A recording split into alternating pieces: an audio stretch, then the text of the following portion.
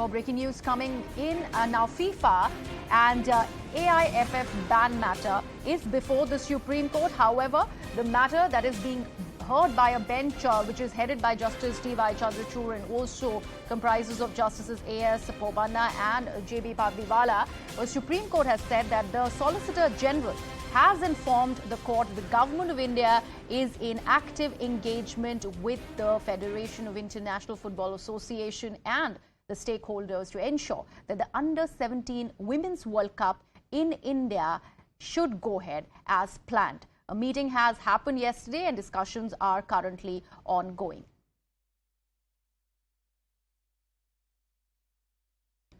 This is the latest that we are bringing to you.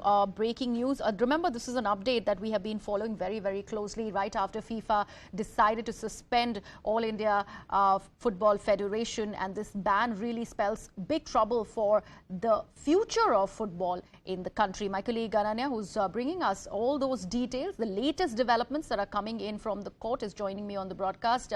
Ananya, what is next that is expected now that we're getting these details? The stakeholders are set to actually go into a huddle so that at least that Under-17 Women's World Cup should go ahead and come to India as planned. Well, yes, the matter came up before a bench headed by Justice D.Y. Chandrachud, also comprising Justice A.S. Bopanna and Justice J.B. Pardiwala, when Solicitor General Tushar Mehta came in and has informed the top court, in fact, that meetings are continuously going on between the Government of India and various stakeholders, including FIFA, so as to the ban that has been levied on AIFF can be taken aback. And in fact, the World Cup that had to happen in the country in October this year, remember, the event had to happen from 11th of October till the 30th of October, shall happen. And in fact, Justice D.Y. Chandrachud, who was hearing this matter, clearly said that it is a very, very important tournament and should happen because this is more of an importance not only to the country but to the under-17 athletes. It would be a great advantage to them, and hence it impresses upon the government. These are the clear words that we impress upon the government to in fact make sure that this event happens in the country, and the ban on the AIFF, that is the All India Football Federation, is lifted. However, senior advocate Rahul Mehra, who was also one of the party stakeholders into this particular case, remember, he is a senior advocate and a very, very big sports enthusiast and petitioner who keeps on filing petitions with regards to the sports code and also various sporting events. So he basically mentioned that certain members of the AIFF who had stepped down earlier are still trying to interfere with this process and are trying to communicate with FIFA. Basically, he was hinting at Mr. Praful Patel, who has been in the eye of all of these issues, because remember that the COA too, the SC appointed COA, that is the Committee of Administrators, has also in fact informed the Supreme Court by way of a contempt petition earlier that Mr. Praful Patel is trying to continuously influence and interfere into not only the AIFF elections but also the deliberations going on between the AIFF and FIFA with regards to this Under-17 World Cup.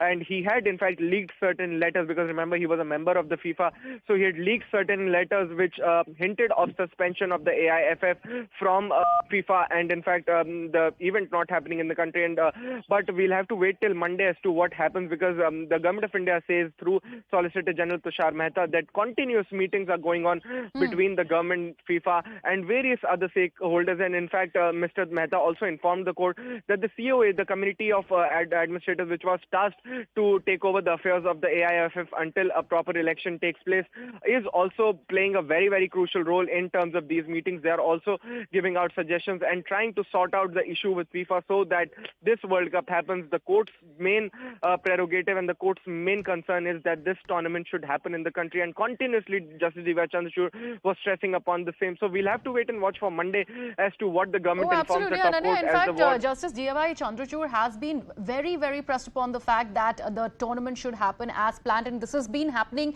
and this was something that he underlined in the past hearing as well. But very important update that you're bringing for our viewers as the AIFF hearing is still underway, that you'd mentioned that senior advocate Rahul Mehra has said that some of the members of AIFF who have stepped down are still interfering and discussing with the FIFA and the same shall not happen is what he's ensured. However, this is the big charge, and this was the ground of suspension, that third-party intervention remains in AIFF. Now, also the mention of Praful Patel, the fact that, things have come to light attributed to sources where he is denying any kind of involvement whatsoever when it comes to the suspension.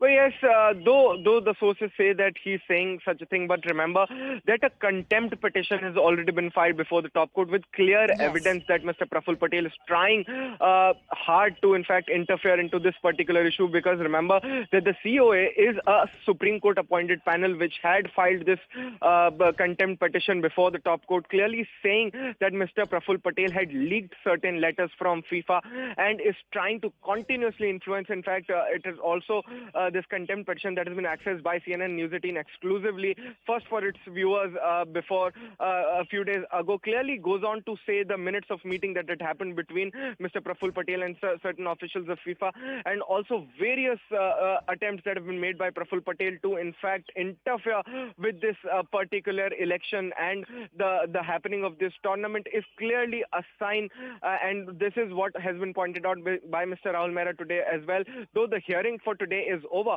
But we will have to wait and watch as to how the Supreme Court takes a view of it, because remember, at this point of time, the Supreme Court is clearly stressing upon that these issues can be dealt on with later. But then what is very, very crucial and very, very important at this particular hour is that the event happens in the country, because it would be more beneficial for the under-17 athletes of the country and for the football game in the country as well. Because remember that this is not cricket, it's football, and we are placed very, very differently when it comes to football, and India is trying to grow its strength in sports, and particularly football, which is one of the most loved sports across the world, in fact.